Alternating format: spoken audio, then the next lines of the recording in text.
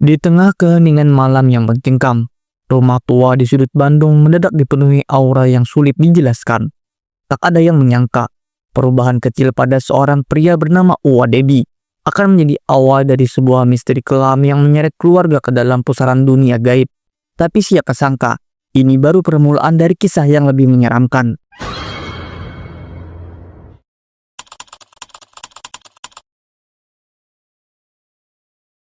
Di suatu malam yang dingin, seorang pemuda bernama Padli terjaga dari tidurnya. Bukan oleh suara, melainkan oleh perasaan aneh, seperti ada sesuatu yang mengawasi dari balik gelap. Ia menggelengkan kepala, mencoba mengabaikan ketidaknyamanan itu. Tetapi pikirannya justru tertuju pada satu sosok, Uwa Dedi. Sosok itu yang dulu dikenal begitu rapi dan tegas, kini menjadi sumber teka-teki yang menghantui keluarga mereka. Cerita dimulai pada tahun 2014, saat Uwa Dedi, paman yang selalu dikenal sebagai pribadi yang menjaga kebersihan dan disiplin, perlahan berubah menjadi seseorang yang hampir tak dikenali. Dulu, Uwa Dedi adalah orang yang tak segan memarahi siapapun jika melihat seseorang berperilaku jorok. Padli masih mengingat bagaimana pamannya itu pernah menyuruhnya mandi dulu sebelum makan dengan alasan kebersihan. Semua saudara pun mematuhi Uwa Dedi, meski sering mengeluh karena ketegasan pria itu. Setelah berhenti bekerja sebagai pengawas proyek tol, kesehariannya banyak dihabiskan di rumah atau bermain bulu tangkis. Kehidupan Uwa Dedi terlihat baik-baik saja, hingga pesta pernikahan seorang keponakan pada tahun 2013. Saat itu, Uwa Dedi tampak begitu menikmati suasana, bahkan ikut minum minuman keras dengan teman-teman keluarga. Namun setelah pesta itu, segala sesuatu berubah drastis. Sepulangnya dari pesta, Uwa Dedi mulai menunjukkan perilaku yang tidak biasa. Ia menjadi jorok, jarang mandi, dan rumahnya mulai berantakan seperti kapal pecah. Kebiasaan religiusnya, seperti sholat, perlahan memudar. Keluarga pun mulai khawatir apa yang terjadi pada Uwa Dedi.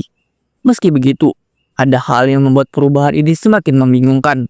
Saat diajak bicara, ia masih menjawab dengan normal. Namun, ada satu kebiasaan baru yang membuat semuanya semakin aneh. Ia kerap pergi keluar kota, bahkan ke Bogor, menggunakan motor tanpa surat-surat. Keluarga mulai mencari tahu apa yang sebenarnya terjadi. Beberapa orang menduga bahwa Uwa Dedi terkena gangguan gaib.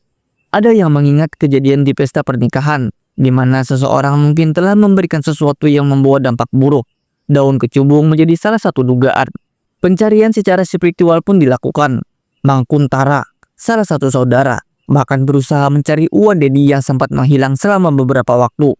Ditemukanlah ia di sebuah kuburan di daerah Cigentel, Tanjung Sari. Saat itu, Uwa Dedi tampak linglung, dengan tubuh yang kurus dan tatapan kosong. Mang Kuntara mencoba membawanya pulang, namun ada sesuatu yang ganjil. Motor yang mereka naiki terasa sangat berat, seperti ada beban tak terlihat yang ikut bersama mereka. Ketika ditanya siapa yang selalu bersamanya selama ini, Uwa Dedi hanya menangis. Setelah tiba di rumah, Uwa Dedi dimandikan dan diberi makan. Di tengah-tengah pemulihan, ia mengungkapkan sesuatu yang mengejutkan.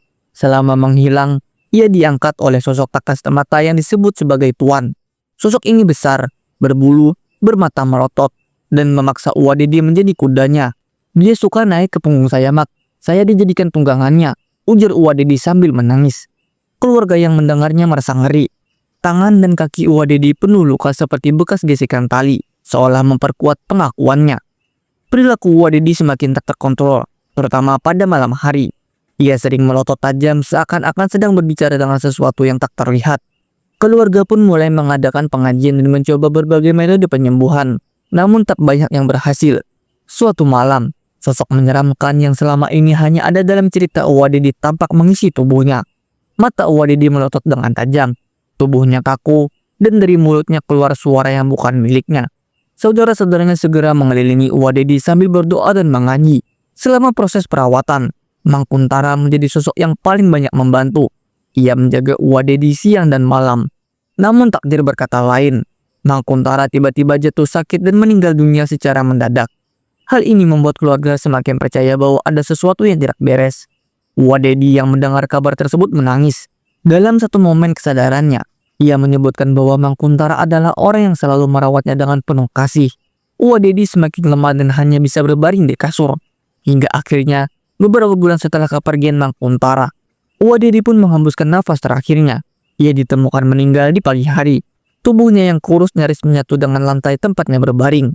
Rumah itu menjadi sangat mencekam setelah kepergian Uwadedi. Selama 40 hari, hawa menyeramkan terasa begitu kuat, hingga akhirnya perlahan menghilang. Namun kenangan tentang Uwadedi dan misteri tuannya tetap menghantui keluarga, menjadi cerita yang terus diceritakan dari generasi ke generasi.